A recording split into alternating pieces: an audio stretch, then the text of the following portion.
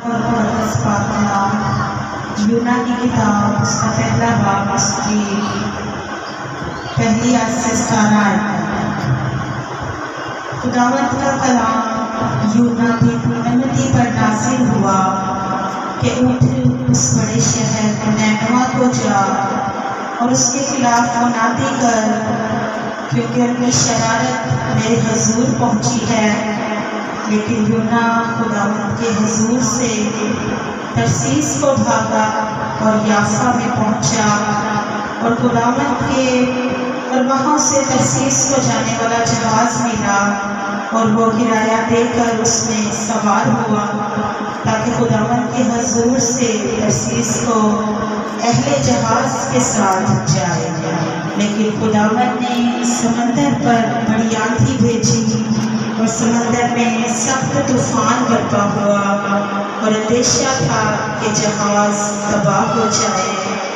तब मल्लाह हरासान हुए और हर एक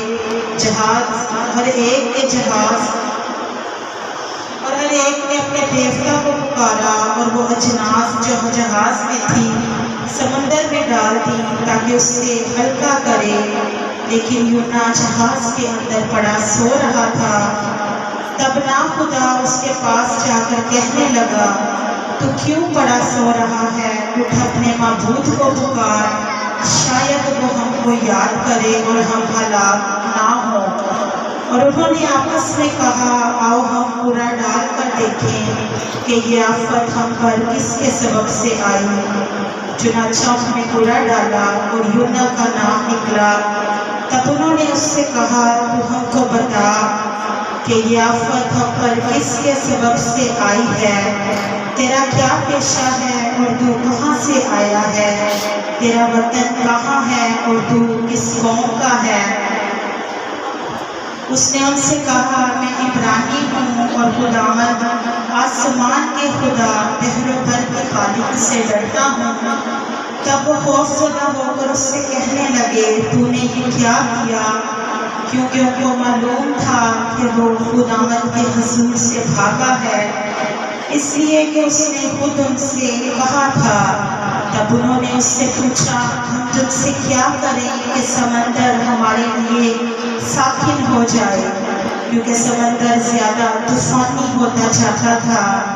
तब उसने उनसे कहा, मुझको उठाकर समंदर में फेंक दो तो तुम्हारे लिए समंदर साकिन हो जाएगा, क्योंकि मैं जानता हूँ कि ये बड़ा तूफान तुम पर मेरे ही सबब से आया है।